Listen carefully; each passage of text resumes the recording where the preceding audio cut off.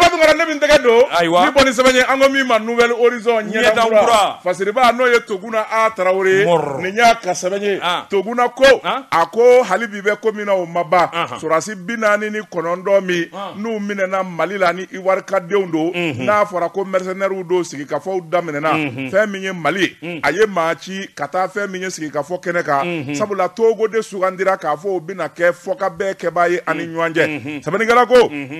a ko n'i y'a ta k'a lajɛ fɛn min ye sigikafɔ kunfɔlɔ ye o kɛra kumaw kɔni u talon-talon na ɲɔgɔn kunna fɛn min ye kɔrɔfɔ caman ye o fɔra bɛnbakɛ ko la sɛbɛnnikɛla ko nin sorasi minnu nana an ka jamana kɔnɔ kabi ntɛnɛn don n'a bɛnna juillet kalo tile 11 ma san 2022 minisiri min bɛ jamana ka kuma lase colonel Ablaye Mayiga colonel belebele ale ye wali min kɛ ni ka kibaruya di kibaruya in sɛbɛkɔrɔ jɛlen bɛ avion fila kelen falen bɛ maaw na kelen falen bɛ minɛn na ka bɔ Côte d'Ivoire ka na Mali kɔnɔna na mercenaires maa 49 o de b'a kɔnɔ u jiginna aéroport la Bamako Canjalam sɛbɛnnikɛla ko u jiginnen ɲininkali de kɛr'u la sɛbɛn bɛɛ min kuma jɔlen kisɛ kelen foyi ma sɔrɔ u bolo sabula ye kuma suguya 4 fɔ a si ni si tɛ kelen ye o yɔrɔnin bɛɛ fɛn min kɔni ye Mali ye faamaw ye u ye tɛgɛ kɛ maa ninnu kan ŋami ni k'u bila sariyatigiw ka bolo kan sɛbɛnnikɛla ko fɛn min ye Côte d'Ivoirekaw ye olu ka masakɛ o ye lajɛ kɛ u ɲininkana fɔlɔ u k'u t'a kalama u labanna tuguni ka lajɛ kɛ u nana kuma kura fɔ o kuma kɔrɔfɔw talon-talon na ɲɔgɔn kan fɔ a bɛ ɲini ka kɛ gwɛlɛya ye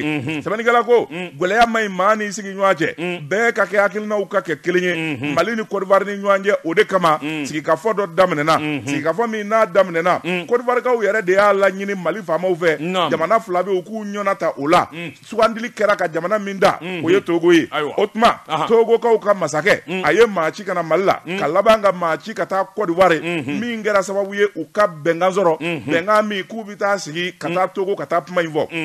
sɛbɛnnikɛla ko a ko n'i y'a ta k'a lajɛ Togo sigi nana kɛ sigi in yɛrɛ senfɛ fɛn min ye Côte d'Ivoire ye o ye maa ci Mali yɛrɛ ye maa ci a ko Côte d'Ivoire ka délégation na Alassane Dramane Ouattara a baden dɔgɔnin min bɛ yen n'o ye ministre de la défense ye Tene Birahima Ouattara u ko a ma photocopie ale yɛrɛ de tun bɛ yen ka fara Côte d'Ivoirekaw ka chef d'état-major général des armées kan an'u ka sɔrɔdasi maa koloma wɛrɛ Mali fanfɛ Mali gouvernement o fana ye délégation dɔ bila ka taa min n'olu maaw tɔgɔ ma fɔ nka u taara sigi kɛ sigi senfɛ Mali ye condition minnu posé a ma gɛlɛya u ko u bɛ min ɲini Alassane Dramane Ouattara fɛ o de ye k'a fɔ a ka bɔ k'a fɔ diɲɛ bɛ ɲɛna k'a fɔ a ye min kɛ a jo t'a la a filila a ka yafa deli o ye kelen ye filanan a ka jɔn a la k'a fɔ a ye ko min kɛ a y'a kɛ k'a sɔrɔ a ma yamaruya ɲini Mali fɛ n'a y'o fɔ o tuma diɲɛmaa b'a dɔn k'a fɔ Mali ma nkalon d'a la a sabanan Alassane Dramane Ouattara a k'i jija ka cɛsiri bɛɛ lajɛlen kɛ Mali yɛrɛ a bɛ se ka to basigi kɔnɔ cogoya min na sabula don o don sufɛ a bɛ ko dɔ kɛ min bɛ Mali janfa f'a ka layidu ta diɲɛmaa ye k'a fɔ a y'o jɔ a naaninan Alassane ka Mali dɔ jamana ye jamana min n'a b'a yɛrɛ sagoya la maa si tɛ se ka sariya boli Mali kan u ko min ma souveraineté k'a k'o bonya nin naani dɔrɔn de ɲinina n'a sɔnn'o ma an b'a ka sɔrɔdasiw d'a ma bon mɛ min bɛ yen cɛkɔrɔba in tɛ fɛn ye dɛ o de fɔra a ka nin bɔ a da nin dama bɔlen a da a tɛ sanu bɔ a tɛ wari bɔ n'o kɛra kiiri maaw bɛ deli sariyatigiw bɛ deli u ka diɲɛ ninnu ma ale ni jamana kama u bɛ taa ni dama sɛbɛnnikɛla ko a ko nin kuma in fɔlen Alassane Dramane Ouattara ye a ko k'ale ka sibiri ka jan dɔɔni nɔngɔn ye kelen tɛ nin na ale bi sɔn min ma a ma sɔn ayi cɛkɔrɔbajugu i ba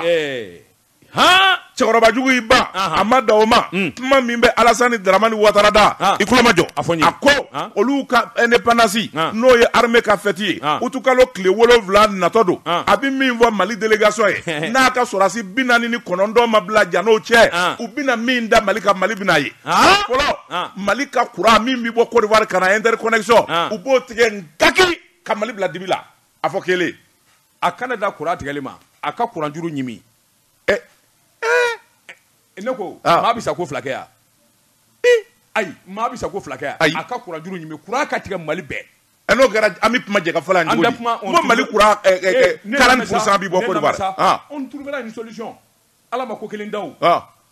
yanni o cɛ se min bɛ ala ye e y'o dɔn ayi a ka courant juru a kana tɛgɛ dɛ a k'a fili bɛ bɔgɔti Mali ni Côte d'Ivoire cɛ mais je t'ai dit hein kelen filanan an mago tɛ logo la n ye cɛkɛ don nye cheke haram bi frontière da de tugu Mali port Ivoire port abatige Malla asumaro ale sumaro fe ko asumara aka kogo wuli aka port dala billahi lazi chawo che makari loko mole kali koyi nya haramu loko ngonye loko haramu Côte d'Ivoire na masa belebele ba ma jori nunu nya haramu e nyana Côte d'Ivoire kude ko merde nya haramu ha no ni makari bisa jonya lawo ngo pomu nunu bi bo Côte d'Ivoire de Allah che uno ko jola dum be harama diala de nam ako no boray ako fe minye malide ma million zaba mimbe malila no Côte d'Ivoire no e malide nye ako boda de bi yirula ala makera wallahi foi et ma million zaba olu psiki rotan ve ade ko mais qu'est-ce que tu veux ne ko mami ngwa ti fe ibo deli to ko ka ki fe di et anga milliard d'achille be de mais milliard chama ba ala wortiki be malien di voilà tu vas comprendre c'est lui qui va comprendre ou kana ibina do c'est ça Côte d'Ivoire ni Mali de do wala Mali te ibina do sangazo dama mi me Côte d'Ivoire ni malien ta do o sangazo bi se kanawa ana izinu o bi se kanawa yon se do fo tugo ben bela nyama de sabana ko ako Alassane Dramane Ouattara aye ni ndefo kaninge bagabagaliye min ngoni na fora Mali délégation ye okuma Alassane Dramane Ouattara ko Mali famaw ye min vo abite a chinite wa sigile be ka laje ka monduru laje utukalo min jolen vle bitakle folay wa akle wolovla ni Mali ma ka sora zubla ukata Côte d'Ivoire feti indépendance ke ako min bi boala Mali de o lanyini sabani kala ko ako amed domine ko bi Mali délégation fene ya jira ka fo Mali famaw ye min vo oye ninde asimi goita ye min vo oye ninde amakeleza makabwala opma ni Alassane ko atiso asimi goita fene ngo kala turule ba nola ye ale maka kala bo opma korofo blaro ka be make foika bela jele yi ka mena unje ni katika jamana ko amaba no bulu nye anye min zalo ka bo nouvelle raison ko akabi bolla noko ala kanake ni ala yake mumbala foti wala yani le 7 ya semi be ala e o don ko ni kabo yani le 7 ya ala se ka yelma minge Mali ko roache e o don da premier way anga di alama te ko ma jange nja mi de kurama na tiga mai de foi loko kurande jamana mina moti boloya oiche nyama dabatu ngara nam ni ma menye sangame balo dodo ibisa kana siga dunya bi bandere mbala choko bedi Josi Zedou ne be mbulo buwaka do mbi boni sebe minu kama la preuve chere sebe ni keba atwa de ko Umaru Konate baru kolonigi ko akika do angwa dale do nyo anasawo noni sodu kabini aiwa do fora kabini aiwa kolo fora yoni sodi ka do haraba mi ni fanga kaka mi na manga bele jele ko ko ngerdiga laje Josi Zedou ika don awa fanga nyini mi nye jamana ngono minu ba do nyebe wuli Mali famaya a prezanya walma député ya fo ka nya wuli nda soro ma minu be ni so mungele do ka fo ma nyene mo do ni barakelaw do joni se di ka don wuli ka jo bolo dale do fa be fesa ni ngangalo taka dawla ku to akien joni se du i ka don abakun bi di kun derete di akuma masake sigi joni se di ka don awa wuli ka jo mi na fole do Mali fama kuro fe kuma labe ka ke fanga de bina filim bedala ni mami bisekula ni gediga be mami na obitata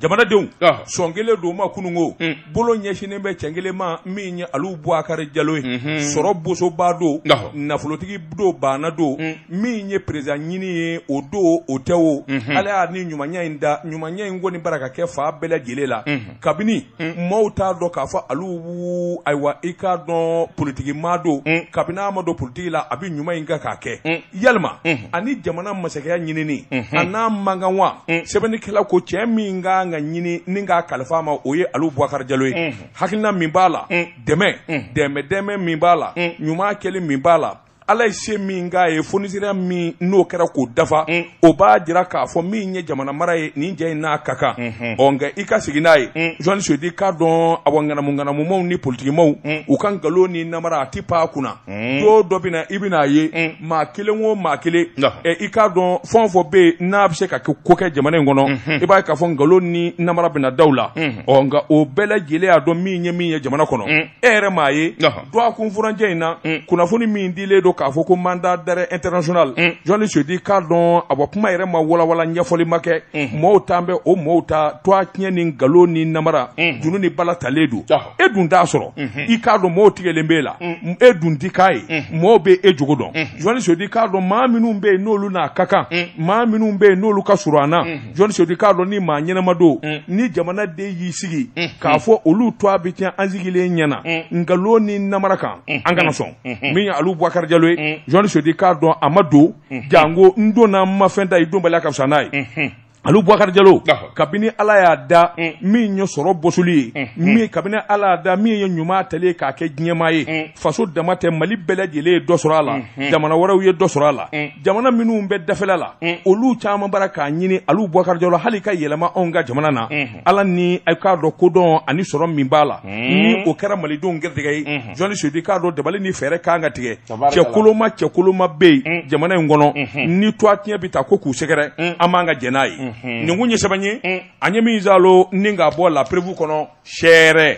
Labatara maa tɔ y'i yɛrɛ ta ye min tɛgɛ don ka bɔ sɛbɛn ye an ko min ma indépendant Fasiriba n'o ye A Danbɛlɛ ye nin y'a ka sɛbɛn ye A Danbɛlɛ ko kiri minisiri n'o ye Mahamadu Kasoge ye a kumana a ye sɛbɛnni kɛ ni ka cikanji k'o bila ka taa sariyatigiw ani kiritigɛlaw ma k'a fɔ fɛn min ye o baara ninnu ye olu ka waleya sɛbɛnnikɛla ko a ko fɛn min ye minisiri ye Mahamadu Kasoge a ko fɛn min ye lettre ye a y'o de kɛ lettre min n'o kɛra sababu ye a yɛrɛ k'a ka hakilinaw fɔ sabula a ko ale ye kɔlɔsi minɛ k'a fɔ fɛn min ye jamana kɔnɔ ka ba maaw ma k'u minɛ n'u yɛrɛ ye min bɛ n'o b'an ka jamana kɔnɔ sariya bunak'u kan k'o de ka ca ko min ma détention arbitraire a ko ka dabila n'o tɛmɛna ka bɔ yen maa min mana minɛ délai dɔ de bɛ teliya la i ka kiiri kan ka tigɛ walima i kan ka bila o délai ninnu sɔsɔli ko ɲɔɲalen bɛ kiiri tigilamaw bolo a ko fɛnɛ kan ka dabila sɛbɛnnikɛla ko ministre de la justice Mamadou Kasoge ale kelen dɔrɔn de bɛ se ka nin fɔ koyi n'o tɛ cɛ o cɛ ni nin bɔr'i da u ni da farafin tulo kɔrɔ jɔnniw ministre dɔrɔn de bɛ se ka nin fɔ olu yɛrɛ tɛ sariyatigiw ye wa e bɛ se ka nin fɔ Johnny, mais ne tɛ ninnu dɔn ne to olu ko ɲɛdɔn i b'a lasa o i tɛna ka kɔrɔmatigɛli kɛ yan i kan bɛ juge de ma Kasoge de kan bɛ juge ma Kasoge k'i parle wa ale dɔrɔn de bɛ se ka nin fɔ n'o tɛ maa si tɛ se ka nin fɔ jɔnni bɛ se k'a fɔ Kasoge dɔrɔn il est le ministre musokɔrɔnin naniba o t'a naniba ye koyi min b'a lasa ma i kan bɛ juge de ma Kasoge ka kuma laseli o bɛ ko se ne ma wa n y'a bila o tuma i bolo don n y'a bila hali bi i da tɛ mɛlɛku wa n y'a bila e de y'a da ne kɔrɔ yan o tuma n y'a bila n kabafura ka bon ba deli dama kɛli wo i tɛ kojugu dɔn o tuma n y'a bila ŋanamu i bɛ sɛbɛn in dɔn a ye fiye wuli an bɛ n y'a kuru ayi i bolo don ayi i bɛ sɛbɛn lakali ayi i sira o i siranna n siranna Jeudi de ne bɛ n bolo Boubacar don mais faut ça n y'a bila non j'aime ça nin diyara ye dɛ pour une fois j'ai eu peur pour une fois j'ai eu peur ça vaut mieux pour toi mi mana wuli non je connais mes droits je suis un journaliste bitan ne ko journaliste i b'o fɔ jɛka fɔ la i b'o kuma fɔ yan Kasoge ye nin min fɔ tubabukan la ko a yɛrɛ kana lakali ne y'a bila nin kun ye sɛbɛn ye an ye min zalo ka Jeudi de ne bɛ n bolo Boubacar don n bi bɔ ni sɛbɛn ye sɛbɛn min n'u k'a ma ko aujourd'hui journaliste dit k'a dɔn wulikajɔ bolo kan ani jateminɛ bolo kan i k'a dɔn i bɔra ka kuma min fɔ kuma daminɛ na min ye CNT ye a da bi yɛlɛ da yɛlɛ a bɛ kɛ sababu ye wele ka bila maakɔrɔw ma CNT kɔnɔ cɛ min n'a ka ɲɛ a kɔnɔ bi ni jigi dalen d'a kan ni sɔmin kelen don a la o ye barawulikaw ka député kɔrɔ ye min ye Ali Mustafa Sa Nɔgɔ Ali Mustafa Sa Nɔgɔ i k'a dɔn n'a welela Conseil national de transition journaliste de k'a dɔn Dangaroba in min ye hakilinaw ni ɲɛtaw ye ale kun y'o dabali tigɛ a mɛnna sabula min ye awa jamana ye jango a bi bɔ dugu min na n'o ye Barawuli mara ye journaliste de k'a dɔn ci ye maakɔrɔba fara denmisɛn ka muso fara cɛ ka bɛɛ lajɛlen bi kule ni ayiwa tɔgɔ ye gansan dɛ dugu bɛɛ lajɛlen ka kule ni to a ye journaliste do o b'a sɔrɔ i ye kɛwale de kɛ walima fɛn yɛrɛ la min bɛ jugu nafa min ye wulikajɔ ye musow dɛmɛni Alimusafa Sa Nɔgɔ min ye dɛmɛ tali ye ka togodala musow sɛgɛrɛ Alimusafa Sa Nɔgɔ denmisɛnw jɛrɛjɛkulu ɲɛta ka sabati dabali ka sabati journaliste de k'a dɔn su fɔra tile kan a b'o wulikajɔ de la Barolikaw ka ni député kɔrɔ in journaliste de k'a dɔn ni député bulo cili tɛ sisan b'a sɔrɔ a bɛ wulikajɔ la min ye Barolikaw ka da la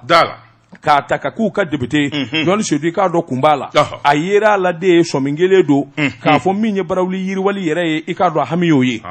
min kɔni teriw ani dɛmɛbaw ani Barawuli n'a lamini minnu bɛ Dankɔrɔba in dɔn a ka d'u ye kosɛbɛ min kɔni ye awa Alimusafa Sa Nɔgɔ ye a ka wele CNT la n'a welela journaliste de k'a dɔn awa ɲuman damada de b'a bolokɔrɔ sabula a y'o kɛwale jir'u la min ye kalan ni kodɔn ye kelen tɛ nka ɲumanya journaliste de k'a dɔn bi dɔn maa na a ko n'i ye Barawuli commune 10 ani 1 ta i b'a ye k'a fɔ min ye awa cercle yɛrɛ mumɛ bɛɛ ye bɛɛ lajɛlen bɛnnen don a kan maa min b'a contrôler o maa man jan dɛ journaliste de o de la i k'a dɔn ko nin b'a ɲini Mali faamaw fɛ wele ka bila Dankɔrɔba in ma sabula hali min ye awa kafotigiw ye min ye dugutigiw ye laadatigiw bɛɛ lajɛlen kɔni bɛ kule n'a kelen don a ye nin kun ye sɛbɛn ye an ye min zalo ka bɔ aujourd'hui kɔnɔ a ka jumadon bɔli la